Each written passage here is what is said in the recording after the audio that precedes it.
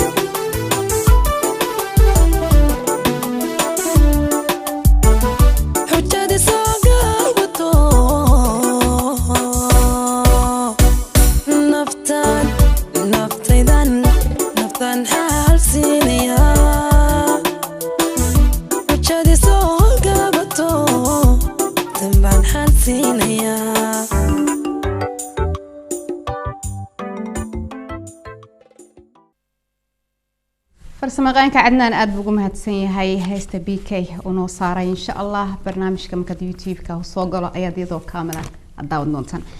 طبعا waxaanu ka hadlaynaa waxaanu nidhi waxa la yiraahdo dumarka Soomaaliyeed qalbigooga ama wadnahooga waxa lagu iibsan karaa ama lagu bedelan karaa waa lacag saasoo kale gabadhu markay rabto in ay decision amba in ay gaadho qaraar qaadato amba go'aan inta badan keeba hogaamiya ma maskaxda mise qalbiga keebay raacda waxay jeceshahay way tahay saasoo kale waxa la ninka ragga ah haduu yahay nin qaniya oo maal haysta oo xoolo leh inta badan lama eego qofkaas xumaan kasta uu leeyahay waxa daboosha maalkaas ayaa daboola marka lama arko dabeecadihiisa iyo xumaantiisa laakiin maalkiisa iyo waxa haysto baa la eega bal insha Allah fikirka daawadayaasha ayaan jecelahay inaan ma dhow aan dhageysto laakiin waxaan jecelahay hooyo Soomaaliyeed oo caawa halkan nooga soo qortay warqad in aan halkan aan ka sii daayo طبعا qof kasto inaga mid ah horta intaan warqada akhriyeen qof kasto inaga mid ah maalin kasta waa daily routine-ka caadiga ah qofku wuxuu qaataa go'aan maanta haddii aad shaqo tagaysid haddii aad rabtid inaad casho qabatid haddii aad rabtid in aad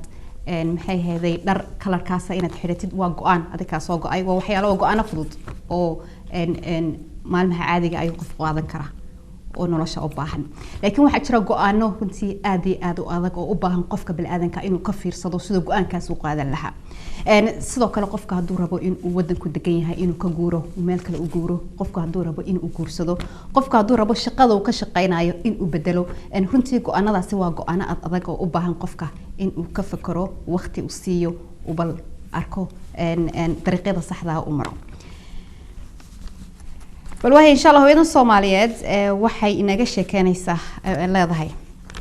waxay jarahaayeen gabadh Soomaaliyeed ayay jarahaayeen muddo waqti ah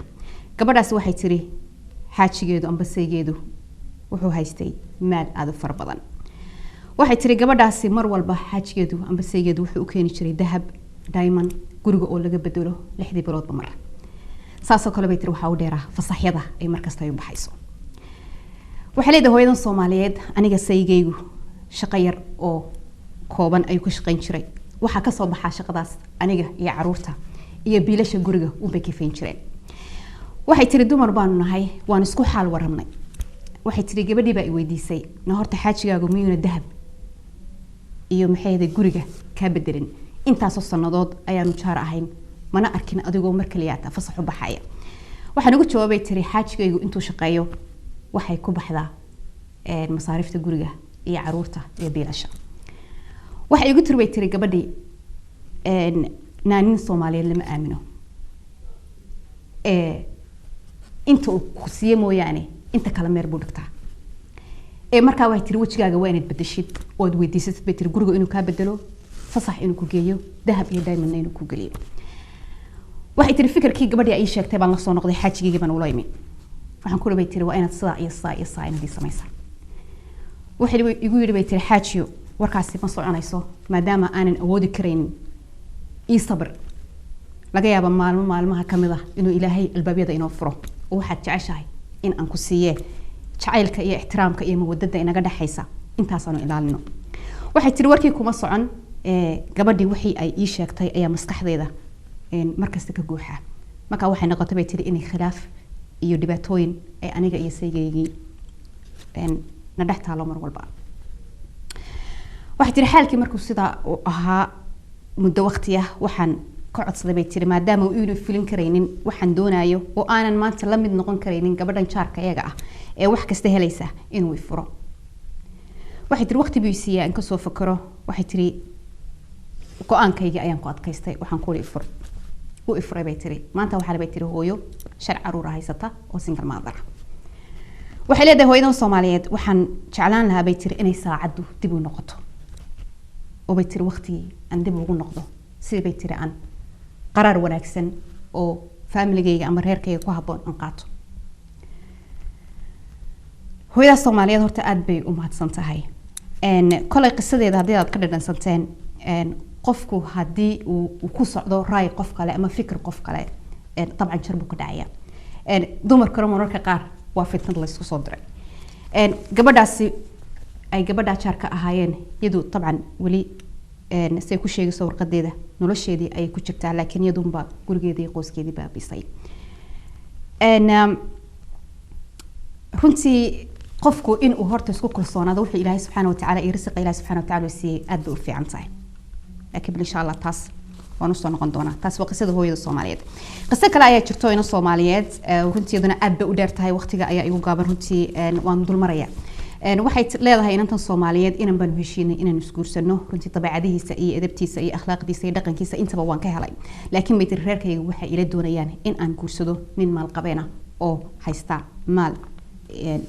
iyo xoolo Ilaahay siiyay laakiin anigu kuma qanacsani maxaad igula talinaysaan beelada dadka daawadayaasha barnaamijka Nuurasho inta waxaan rajaynayaa insha Allah inaad la soo talisaan insha Allah bal mar dhow waxaan qaadanayaa khadadka telefoonada labada qof waxaad ku oran lahaydeen iyo bal gabadha qalbigeeda ma waxa lagu doorsan karaa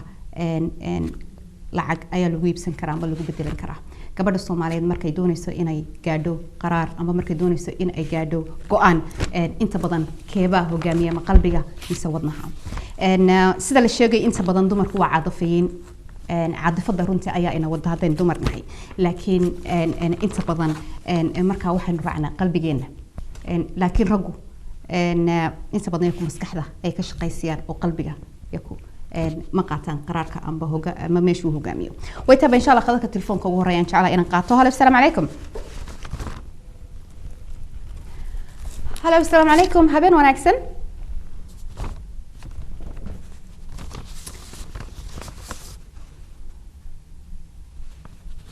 هلا والسلام عليكم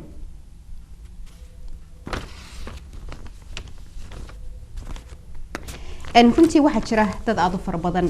ragga ama dumarka marmar waxa la soo gudbanaata mawaaqif amba runtii dhibaatooyin qofku isagoo xanaaqsan hadii uu caadfada u qaado mesela maanta adigoo xanaaqsan baa waxa bad isku yar qayliseen qofkii aad managerkaaga ama meesha ka shaqeynaysay adigoo xanaaqsan caadfad baa ku qaaday markiiba waxa tiri waxaan doonayaa inaan shaqadan ka tago oo warqad baad saxiixday waxa tiri taaseed maanta ay ugu dambaysaa taasina waxay tahay waxyaalaha qofka inay caadifadu inay qofka marka qaar ay decision uu doonaynin in uu qaato sida qofku haduu isagoo maxay ahayd xanaaqsan amba qofku isagoo maxay ahayd xaalad baqitaan ku jira amba qofku isagoo stress isagoo qaba waxyaalaha soo meel runtii xaaladaha soo kale qofku waxay ka dhigaysaa inuu qaato decision una kara leeyahay dhawtana isku cilkan biyo way tahay assalaamu calaykum السلام habeen wanaagsan hawlaashii walaal barnaamijkan ku soo dhaweynaa magacaaga محمد نيروبي شوق walaal codkaaga kor igu qaad adigoo raaliya ومحمد نيروبي شوق maxamed walaal aad iyo aad baan ku soo dhaweynayaa maxamed hawlaashii waxaan leeyahay gabadha oo maxamed walaal ha is dhageysanin meel fogna waad igala soo hadlaysaa aad baan kaaga mahad celinayaa runtii laakiin waxaan jecelahay insha Allah bal fikirkaaga barnaamijka inaad ka dhiibatid maxaad ka leedahay hadii barnaamijka la socotay walaal gabadha waxaan la talin rabaa oo dhahay in lacag la heerkeena ila rabaan ha waxaan leeyahay gabadhaas walaalay lacagta nin walba ilaaha siiye dookhaaga ka ciyaar oo ha ku degdegin barnaamijkan gabadhu waa tay waa laba dumar ama hooyada Soomaaliyeed mise inantaad la talinaysaa inantaan la talinaya marka ha ku degdegin baad leedahay ha ku degdegin inaad qof kharash ku raacdo inaad qof aad ku raacdo wax dana yaroo beri dhammaan kara laakiin haddii aad sheekada dhageysanaysa iyadu maba rabta inay raacdo waalidkeeda ayaa doonaya in ninka maalqabeenka inay guursato iyadu qof kale ayay dooqeedu ka helay laakiin waalidkeeda ayaa doonaya inay ninka raacdo maxaad ku leedahay markaas qofku waalidkaaga duu sida uu ku yiri maxaad ku oran kartaa maxaa lagaga baahan yahay marka arrimaha saas oo kale inaad waalidka u soo bandhigtid maxay aad ku tiraahid waalidka inay waqti isiiya dhahdo waqti aan qofka ku barta isiiya qofka ay dibidina barnaamijkaasaan kula talin lahaa waad mahadsantahay walaalo aad baad mahadsantahay ma salaama wayta insha Allah khadka ku xiga ayaan qaadanayaa halo assalaamu calaykum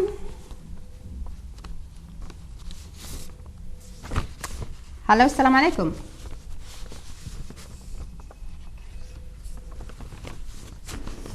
habeen wanaagsan halo habeen wanaagsan walaal habeen wanaagsan barnaamijkan walaal ku soo dhaweynay magacaaga oo walaal magacaygu waa maxamed waxaan ka soo hadlayaa burco halka soo hadlaysaa burco walaal burco Soomaaliland aad iyo aad baan ku soo dhaweeyay maxamed habeen wanaagsan wacan baan ku leeyahay aad baan idin salaamaya adiga reer walaal marka hore waxaan doonayaa barnaamijka walaal marka hore waan bogaadinayaa aad baan ku hambaleynayaa walaal thank you walaal aad baad mahadsantahay labadan gabdhoodna waa wax kula talin lahaa arrin saddexaad baan kale keeni lahaayo waxaa jirta dumar fara badan oo lacag leh haye isla markaana raggu iyagoon ka fiirsan ay iska galaan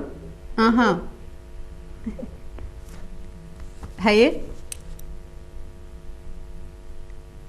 محمد waan ka xumay maxamed khadka telefoonka uu ka go'ay runtii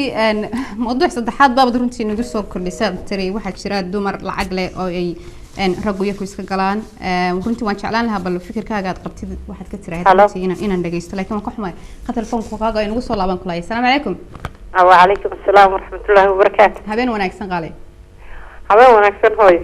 habeen wanaagsan oo wacan barnaamijkan kusoo dhaweynaya magacaaga هوي الصوماليات أنا هوي hooyo Soomaaliyeed aad iyo aad baan kusoo dhaweynayaa ها وحن شعل هينا وحوجا فكرة كديبتو إن كستوان برنامج كدوان كسر دعي هذانا وحن مقلاي محن كل دعاي هوي الصوماليات وتري محيط هاي قبل كلا الصوماليات ده يقول يقبل بريسيس ده شيء كده إذا كم وقنا شيء يوم محن كل دعاي إنن تري محن كل دعاي نين بنده شيء غير كي شعل هاي غير كي يقدر مثل العقل يلتشلي aad iyo aad horta ugu horeyn waxaynu leenahay talada inantani ay maxaan ku leeyahay weydiisatay sidaan anigu arkay in waalidkii lala taliyaa bay ku qurux badan oo la yiraahdo maxaan ku idhaahdaa horta ugu horeyn ilaahay ka cabsada sax qofkan lacagta leh in kastaba ha ka haystee dee kiis bixiyey waa alla wuu joogaa haddii aynu ummad muslimiina nahayna lama odhanin yacni qofka inantiina soo doonta adduun ku qiimeeya sax rasuulka akhlaaq iyo diin buu ku qiimeeya sooma marka waxay leedahay horta waalidkaa rabbi ka cabsada reerna kama soo horreynin wax maxaan ku dhahda adduunahu uu leeyahay reer kastaaba adduunkiisu isagu la fil yahay inantan iyo inankan risaaqadooda waa la fil miisaanka wax ku qiimaysaana ha noqdo oo miisaanka uu maxaan ku dhaha diinteenu in quruxda badan inoo qaydayso waxaad inoo soo hadhay hooyada tiri maxaan ku dhahdaa sheeko gabadh dariskayga ah ka sidaan u maraynay ka timi baa maxaan ku dhaha reerkayga ku dumiyey haa runtii gabadh baa fitnad ku noqotay oo reerkeedii qoyskeedu ku burburay markay rabtay in ay wallahi dee talada aynu taa ka bixinayna waxay noqon kartaa inaynu idhaahno horta dhammaan dee hablaha soomaaliyeed ka digtoonaada inay maxaan ku idhaahdaay inan gabadh reerkeeda u dhisay adiga reerkaaga dumiso qof kastaana ha ku qanacsanaado maxaan ku idhahdaa qadarka ilaahay meesha waa ama irsaaq ama adduun ama awlaad yacni ama sayba wixii rabbi la kulmiyey imikana inantaade waxaan leenahay iska samir wixii aad imika qaban kartana adigaa iska kaayo oge de haddaad xaajigaaga soo celin karta ila qaladku adigu xaggaaga ka yimi haddaad sixi karto allaha kuusoo sakhiro insha allah wayta hooyo Soomaaliyeed runtii saad barnaamijka hore inaad u dhageysatay garan maaye waxa la dumarka Soomaaliyeed qalbigooga amba wadnahooga lacag baa lagu iibsan karaa amba lagu bedeli karaa arrinka maxaad ka leedahay waxa horta ma jiraan hooyo sida aan anigu qiyaasayo bini aadanka qof walba ilaahay baa si gaara u maxaan ku abuuray lamana oran karo Soomaalida dumarkeedu oo dhan baa isku wada mid ah labada qof ee hooyada wada dhashay ayaa kala nooca yacni qof adduun raaci kara ama qof wax kale wax ku qiimeeya labaduba way wax dhici kara marka lagama sinna lama oran karo maxaan ku idhaa waxaaban u malaynaya inay dumarka Soomaalidu iyagu adduunka soo saari yaqaaneen oo aan adduunka sidaa bawla sii weynayn mala qofka aan soo saari karin ayay la culus tahay iyagu waaba dee imika sidaynu aragnay iyagaba soo saarista ku firfircoon waytay hooyo Soomaaliyeed inta maxaad ku daraysaa aad iyo aad baan ku salaamaya khayr badan baan idin rajaynaya wax wanaagsan u soo bandhiga insha allah oo waana iyo maxaan ku idhahdaa daanfaca dadka dhalinyarada ah ee dambe jazakallah khayr mama waayaak aad mahadsantahay si fiican barnaamijka igala soo qayb qaatay iyo fikirkaaga barnaamijka aad ka dhibatay aad baan kaaga mahadcelinaya way tahay bal khadka ku xiga halo assalaamu calaykum habeen wanaagsan barnaamijkan kusoo dhaweynaya walaal magacaaga walaal magaca jaamac ilaa jaamac halkee jooga aba Soomaalida ma kala hadlayaa aad iyo aad marka hore aan ku nuuro ku ambareynaya showgaaga arrimaha bulshada ka hadlaysto waxaana in Soomaalida arrimaha bulshada ka shaqeeyaa thank you aad iyo aad baad mahadsantahay jaamac kulay barnaamijka waad la socotaan filaya صح labada arrin baan doonayna inaan ka dhibtay gabadha ma maqlaysaa si fiican ma ku maqlaya inanta la soo doonay iyo magalanaysaa gabadha reerkeedii gabadha kale ka dumisay horta marka hore waxaan sheegay waxaan lafteeda qof Soomaalida arrimaha bulshada ka shaqeeya niyo waxa arrimahaas aad iyo aad bay bulshada ugu badan yihiin ma ogtahay haye marka sidaba sidaas sheegtay kalsoonidu waa shay aad iyo aad u qaali ah qofku hadduu doonayo wuxuu doonayo hadhiso wuxuu doonayo hadumiyo waxa aad iyo aad u muhiim ah qofku inuu isagu marka hore go'aanka isagu uu leeyahay sax marka qofkan markii sidiisaba haddii qofku marka laba diri karo maskaxda qof kale uu ka jeebin karo ama maskaxda qof kale ka kaxayn karo runtii maaha wax yani qofkaasi maaha qof la oran karo waa qof dhamaystiran haye marka horeysa dee horta waan u tacsiyeynaya hooyada dee sida yar ee simbolka naagta khayrkeeda ay guriga u dumisay aad waana arrin runtii aad iyo aad bulshada ugu badan waxaa jira dumar badan oo iyagu laftooda saxaraha iska joogo garanaysa iyagu laftooda aan waxba hayn oo aan jeclayn dee dadka guryaha haysta iyo reeraha guryaha haysta ma fahantay oo ka shaqeeya waxyaalaha inay dadka maaragtay faamiliyada iyo magaranaysa dee dad wanaag dhex yaala ay xumaan kaga dhex shaqeeyaan hadda ma fahantay marka dee hooyada soomaalida anigoo aad iyo aad uga xun guriga ay dumisay waxaan oran lahaa dee waxa weeye gabadha ayaasunbaa kaasaysa iyada lafteeduna waxa laala waxay ka helaysaa ma jirto intaa qofka guri dumiyo gurigiisunbaa dumaya way kusoo noqonaysaa marka dambe isagunbay dib ugu soo noqonaysaa marka waxaan aada ugu talin lahaa hooyooyinka soomaaliyeed iyo dumarka soomaaliyeed aad iyo aad inay arrinkaa uga taxadiraan malaha dumarka oo kale iminka maada ragga way jiraan ragga iminka dadka ka dhex shaqeeya baa la yidhaha ka dhex sheekeeya way jiraan laakiin had iyo goor dadku waxay bulshadeena aad iyo aad xagga dumarka ay ugu badan tahay marka aad iyo aad waxaanu reerka inaga dumay dee kolliba waa reer soomaaliyeed inaga dumay marka aad iyo aad baan uga taxsiyeedanay waxaan odhan lahaa dee ilaahay u toobad keeno khaladka aad samaysay ka toobad keeno ma garanaysaa dib uga noqoyaan talahaan ugu soo jeedin lahaa khaladka ay samaysay weliba qofka bilaabanka ee isagoo kale ay gelisay arrinka kale ma garanaysaa gabadha inanta lasoo doonay de ilaahay haddaynan diinta ka tegin diinteeda saddex waxun qofka dumara lagu raaca diin ma garanaysaa dee diinteeda iyo quruxdeeda iyo maalkeeda weliba diinteenu waxay markasta strongly ayd ma garanaysaa diinteenu waxay rumaysantoo la inagula taliyay in saddexdaa markay noqoto la saaco gabadha akhlaaqdeeda iyo diinteedu ay wanaagsan tahay gabadha ka akhlaaq iyo diin wanaagsan tahay ay ka wanaagsan tahay marka reerka islaameed muslimka waxaan kula talin lahaa dee kolleyba isaqa ilaah baa bixiya hadduu nin soomaaliyeed oo muslim oo dee gabadhana hanan karaya uu yahay iyaduna ay ku qanacsan tahay adduunka infact marra waa la hela walaashii nuuro marra waa la helay marra waa la aad iyo aad marka cid ma garanaysaa dee garanti ragga maanta soomaaliya maasha allah ugu jeebka roona shalatooda boor bay ahayn infact aad yani nin waxaayay mijna maantana alxamdulillah wada isaqa ilaah baa bixiya ma fahantay marka waxaan ku talinayaa daynatan inay nolosheeda kaga ceeranaan mystery ka dhigin the rest of our life ee ay ma garanaysaa ku qiimeeyaan go-aankeeda iyo decisionkeeda ay ku qiimeeyaan xagga ilaahayna ay ka cabsadaan oo mar gabadha inantaa ninka islaameed soo doonay haddii uu hanan karo oo dee maskaxiyan iyo jir ahaan iyo ma garanaysaa iyo jeeb ahaanba ugu gudan karo dee anigu waxaan kula talin lahaa in la siiyo laakiin aan lagu xidhin ma garanaysaa dee aan la iibin oo la odhan waxaa ma garanaysaa condition waxaanu kaga dhiganaa in maaha talaasaan usoo jeedin lahaa aad iyo aadna waxaan ugu taageerayaa inay ku taageeraan ma garanaysaa iyadoo laftooda inkastay tahay dee waalidkooda ay qanciso waxaan ku taageeri lahaa in ma garanaysaa inay magaranaysaa sida diintu sheegtay dee ay mar hadduu nin soomaaliyeed yahay dee diintana u haysto ay aad iyo aad u qadireen inta go-aankeeda ray ahaan soo jeedinah maxaad ka leedahay arrinkan ku jirtaa jaamac ha walaalo arrinkan la yili ninku hadduu xoolo haysto uu maalqabeen yahay xumaantiisa lama arka laakiin xoolihiisun baa la arkaa oo arrinkaas aad iyo aad ugu badan had iyo goor dadkeenu qofka soomaalida waxay ku mahamadaa miskiin baa ma garanaysaa miskiin baa miska la cuskadale ma ogtahay haye marka waxa laga yaabaa mid dareerku ka da-ayo oo xoogaa lacag haysta dee in ma garanaysaa dee inan aan u qalminba la siiyo hadda ma fahantay nin laba xiniyo loo geesiyo ma garanaysaa dee dhulka ay ka taalo ay ka jajaban tahayna in la yidhaahdo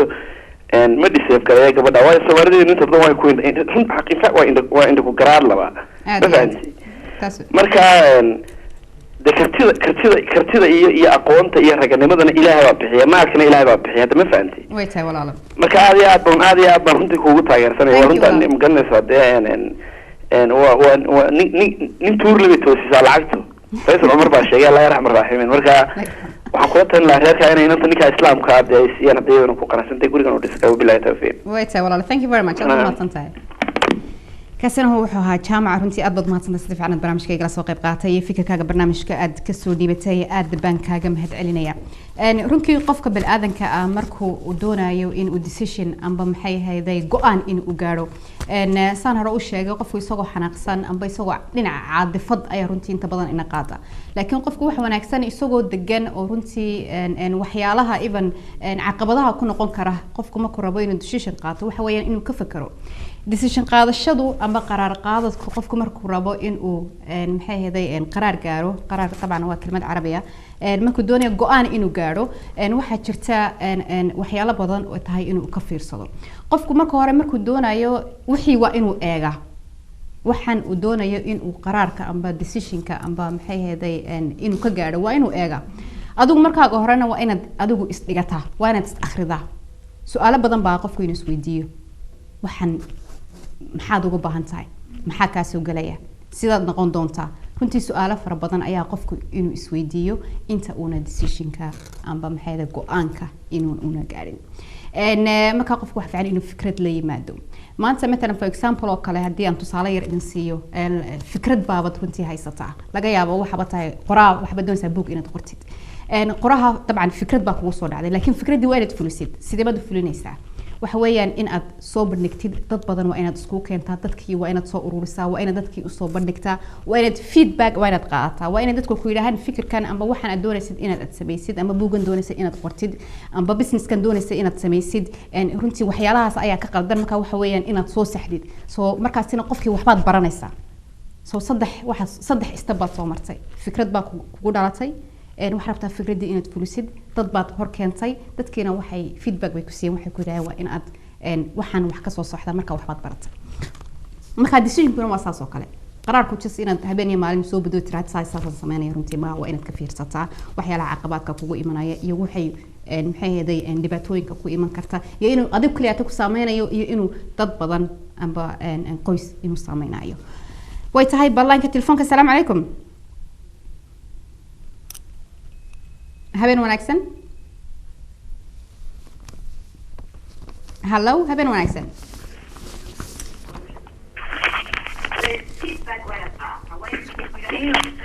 qofkana waxaan ka dalbanayaa daawadahaas inuu laanka telefoonka igala socdo oo TV-ga ka fogaado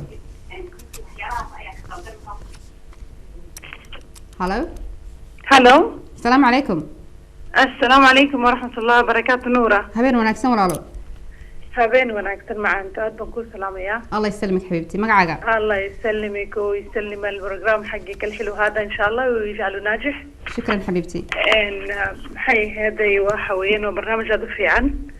قلنا له ونقبريها iyo generally waxa wanaagsan oo dhan aanu ka faa'iidno maxaa la heedahay channelkan iyo channel kaleba wal mahadsantahay xabibti magacaaga qalbi walaalo waxa la yiraahdaa deeqa ka joogtaa waxaan ka soo hadlayaa hadda waxaan joogaa Sweden ahlan wa sahlan aad baan ku soo dhawaanayaa deeqa barnaamijka wad la socotay ha waan la socday wallahi aad sheekadani caaw u xiiso badan tahay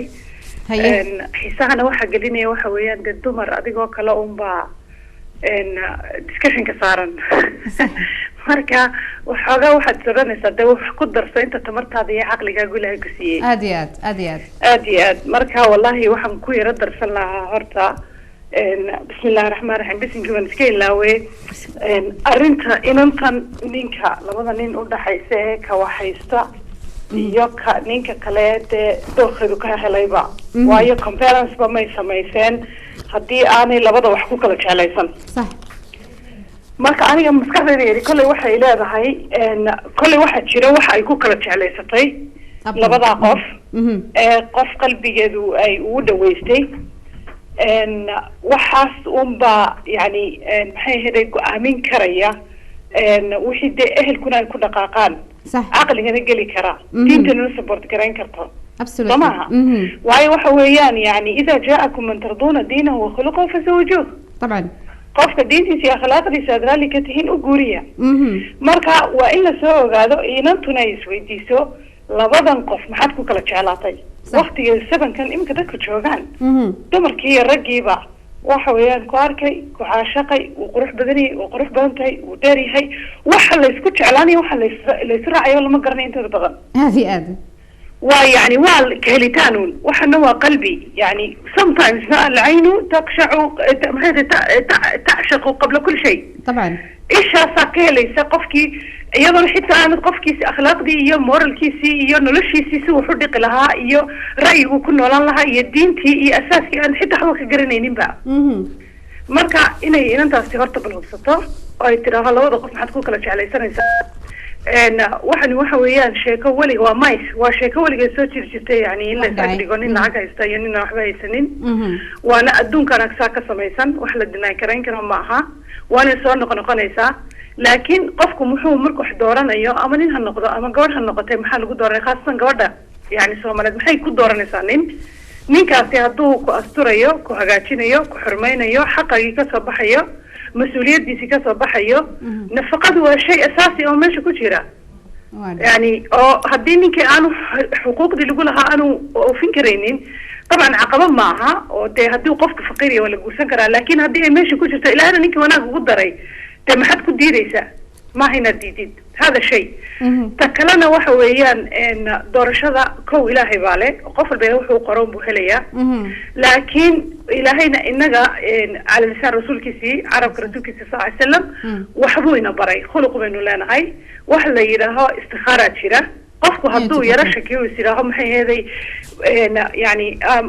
go-aankii waad gaari laaday oo qalbigii caqligii labadiiba ay wax ku hagaajin kari waayaan iyadoo ehelkiina ay maxay heeday yani sheekada qofka ay open u yihiin oo laga wada hadlayo gabadha waxa fiican iyo ninkaba nolosha caynkaas kale markay gelayaan inay ilaahay tala saartaan labada ragcadood tukadaan khiyaarkana ilaahay u daayaan kana dalbadaan inuu qalbigooda ku qanciyo wixii u khayra ويتهاي أن دقة أن سؤال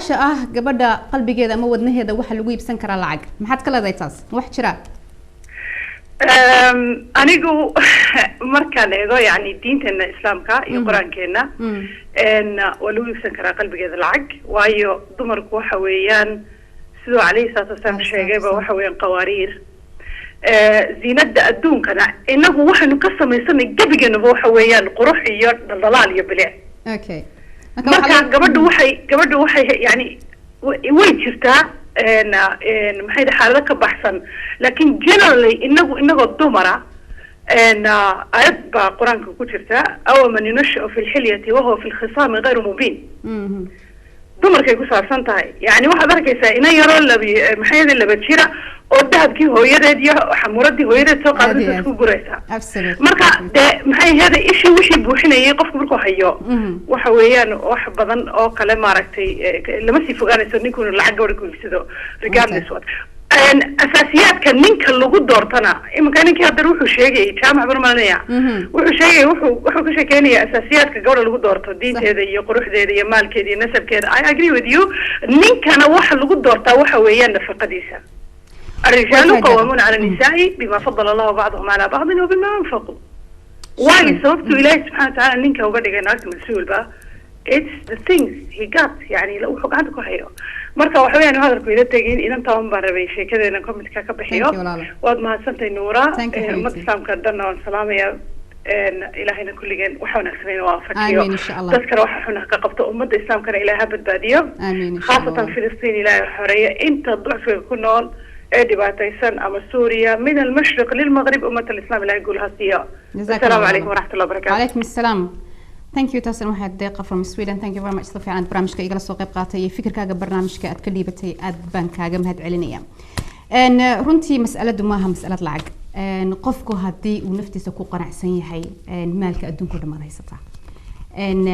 هدي أدنفت هذا كل صنطة هاي إيو هدي أتكو قناع صنطة هاي وحي أدوني سد إن تسمي سد أدون كوح كلام مباهند وضعي ستمال إيو المصفى.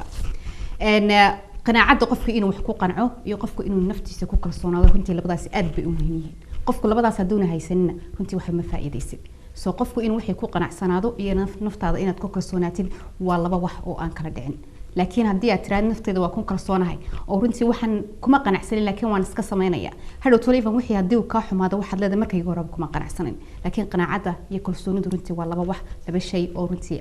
أنكر دعين مرنبا قفك بالآذنك كبردو طبعا قيمة وين يشرف أي لاضحي إن سو كبرده مرة بقى قلبي كذا لو ما يبسنكرو لعك تأدونك يذهب كأدونك يمال كأدونك أو دن ودنه هذا ما قلبي كذا مرة بالله ما يستنكرو واحد كليات قلبي كذا لو كسب كرا أما لو هي الكرا ومعاملة دون أكسن كلمة طيبة كلمة طفية عن يوتشعيل كأي مودد كواس أيا يكون أن أدق من رنتي ذهب يو الماس يو لعكتونا إن qofku hadii uu doonayo in uu naftiisa farxad geliyo runtii طبعا waxyaalahani waxa weeyaan waa daldalaalka adduunka uu dhamaada lacagta runtii maanta waad heli kartaa bari waad waayi kartaa qaar badan ba ayaa caawa idaawanay runtii lacag badan haystay oo maal runtii haystay oo maanta aan waxba ka haynin waxa jira dad aan haysanin oo maanta sameeyay oo ma sha Allah cirka runtii taagan taasina waa luck dunida ayaa saas ah maalkana qof baa sameeyay waad samayn kartaa haddii aanad haysanin laakiin haddii aanad haysanin maaha inaad runtii damac inuu ku galo qofkii haddii uu damac galo waxba kuu hagaagi maayaan intii kuu hagaagtana way kaa xumaanaysaa soo damacu wuxuu ka mid yahay waxyaalaha fara badan runtii ee dadka bani'aadanka noloshooda qayb badan runtii burburiya qofku markaasna waa inuu qanaacad waa inuu runtii u yeeshaa okay waxa la yiri runtii lacagtu waxay xalaysaa mushkilada badan iyo dhibaatooyin fara badan runtii anigu waxaan leeyahay iyada ayaa runtii sababta waxa jira imisa dad oo milyaneer ah oo runtii maal oo qani ah oo wax kasta haysta maanta ayaa runtii habeenkii ma seexdaan iyagoo aan kiniinka lagu seexdo ama maxay tabletka hurdada aan qaadan waxa jira mid miskiina oo laga yaabo caawa inuuna cashaynin laakiin haddana wuu seexanaya oo runtii hurdo aad u macaan ayuu leedayaa that's the difference marka waxaan leeyahay maalka si kastoo qofku maal u haysto waxa jira xitaa dad badan oo xanuunsanaya maanta oo meel oo lacag haysto oo maal haysto meel kasta adduunka tagay caafimaadku lacagtu caafimaadku iibin mayso qaad badan ayaa runtii jira oo maaragtay la moodayo inay habi yihiin oo ay faraxsan yihiin laakiin habi iyo farxatoona ma caafimaadna ma haystaan badankooda runtii dadka rijka ah hadii aragtid inta badan jeebkooga dad aragtid waxa ku jira irbado waxa ku jira waxyaalaha daqadka ama dhiiga lagu qiyaaso runtii kiniino waxyaalo fara badan baad ka helaysaa jeebkooga laakiin ka miskiinka waxba ka hemel maysid isagoo miskiina haddana uu ku qanacsan yahay oo qadarka ilaahay ayuu aaminsan yahay way tahay baqadka ugu dambeeyaan jeclaa inaan qaato daawadaha barnaamijka assalaamu calaykum hallo assalaamu calaykum hallo habeen wanaagsan habeen wanaagsan magaca Mustafa Cabdullaahi dalka Soomaaliya Greece-ka aad iyo aad baan kusoo dhawaanaya Mustafa walaalo Australia gabadha hore tiri laba nin mid taajir iyo mid faqiir ah faqiir ma yani mid doortay koobantay taas waxa weeyaan aqoonta ka doorato kareeku kula taliyo waa qofkii adigu qayb baa ka tahay guurkii marka ma baraagay kaas يا والله اللي يقصوا على أنت كم حاتري كرهر كانوا كودر ها وكرهر كانوا كودر كاسكت أصلاً لها أوكي سووا هم كده جايا قفك حتى أروح قاي وحكت نقاش أقول كي لما ده قف متكملة هاي حتى أنا قف كي بقول كان أحسنين مثلا ما بصير راجع كاس قول كي صح وادب وخسارة كادو كان أحسن هاي أما حسكا استو أما واحد بدها أما حيرة كاكو كان أحسن تبع كل تيجي أكو دمان تاس هكذا أكو دافع kale gabadha tiri waxa gabar kale ku jirtay reerkaygii iga burburisay horta wasiinad ina markii ogaatid way hawsha waday laakiin se waxaan taa u sheegaya oo talada siinay tahay hadda maantay wax kala samayn hadda reerkii isku hagaagsan karto isku hagaag mar kale soo celis oo sidii ka dhig waa maaragtay meesha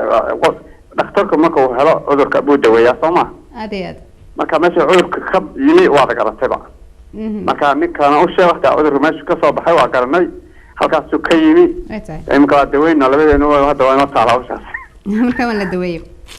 daweeyo waxaan kaloo leeyahay arrintani ma cusba gabdhaha Soomaaliyeed maanta iyo guriyihii Soomaaliyeed 90% waa iska burbureen waxaana u burburiyay wax yar loo keenay war ah maanta la yiri kanaas maanta jira waa wax jira marka waxa fiican inay maanta kuwa badan ee burburay kuwa yar si har ku maanta qaataan tusaale oo hatta gabadhan tii la soo tariya ayada lafteeda waa talada waa qayb ka noqon waxa weeyaan haddii reerka samaysid gabar wax ka iska ilaali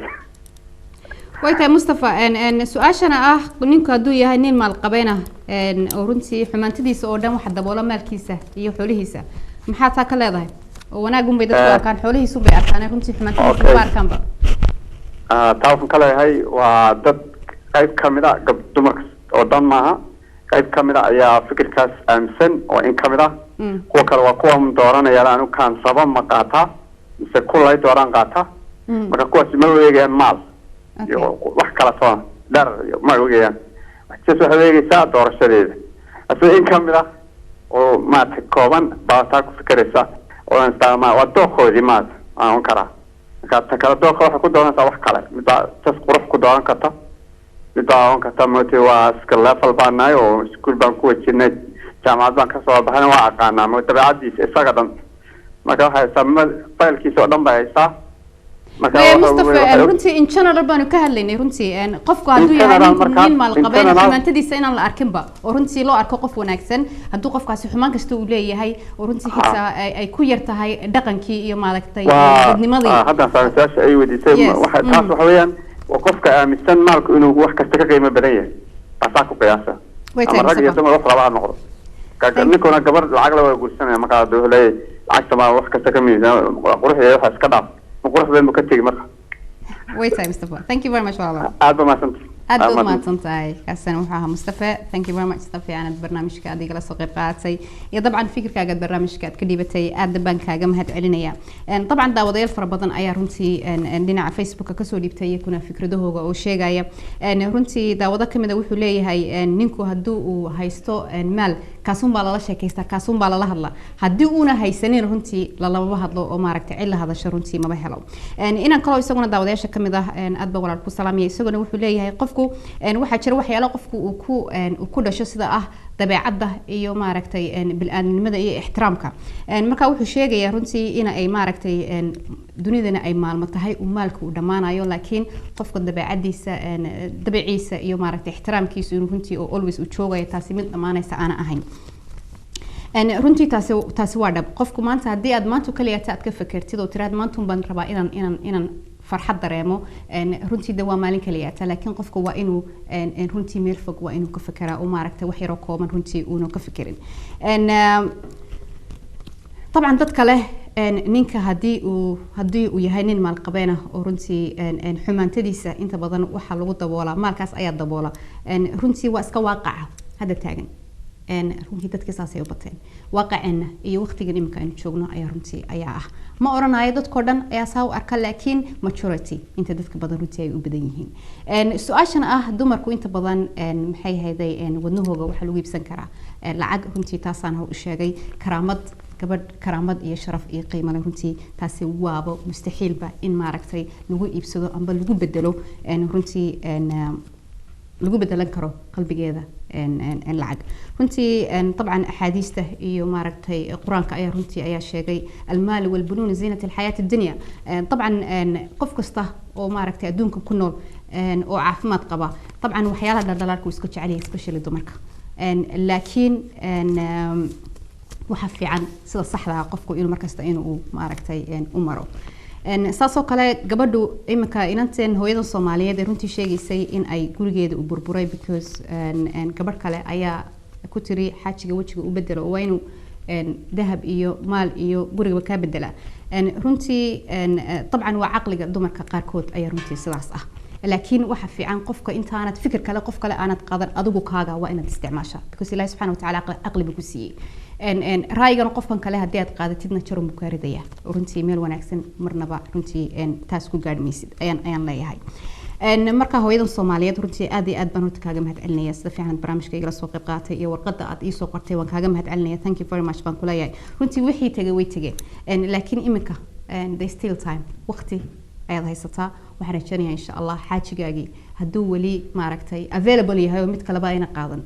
waxaan ku oran lahaa insha Allah wala fariista oo wala hadla runtii meesha caruur baa joogta okay aday kaliya ahaan lahayd waxa mayaatan laakiin caruurta adigu u danaynaya iyo maaragtay qoyskaaga iyo reerkaaga waxaan ku oranayaa insha Allah wala fariisto oo maaragtay wala hadla inanta Soomaaliyeed ee tiriyaduna waxaan rabaa in la ila soo taliyo oo reerkayga waxa ila rabaa nin maalqabeena anigu laakiin qalbigayga iyo wadnahayga qof kale ayuu la jira waxaan ku oran lahaa طبعا imika waqtigii wuu isbedelay waqtigii dadka la isku qasbi jireen runtii lama joogo laakiin waxaan ku oran lahaa insha Allah طبعا waalidku waxyaalaha dhacaya iyo maaragtay inta badan TV-da way daawadaan wararka way dhageystaan waqtigii wuu isbedelay waxaan ku oran lahaa insha Allah la fadhiiso waalidkaaga oo u sheeg insha Allah arintu siday tahay haddii sheekadu ay maal tahayna طبعا adigaaba u shaqeyn kara oo runtii siin kara haddii sheekadu ay maal u arkayaan inuu maalku u keeni karo farxad iyo maaragtay u guri maxay haday dhisi karo adigaaba ayaa runtii u shaqeyn kara oo siin kara haddii sheekadu ay maal ka tahay طبعا barnaamijkeena caawintaas ayaan kusoo gabagabeynayaa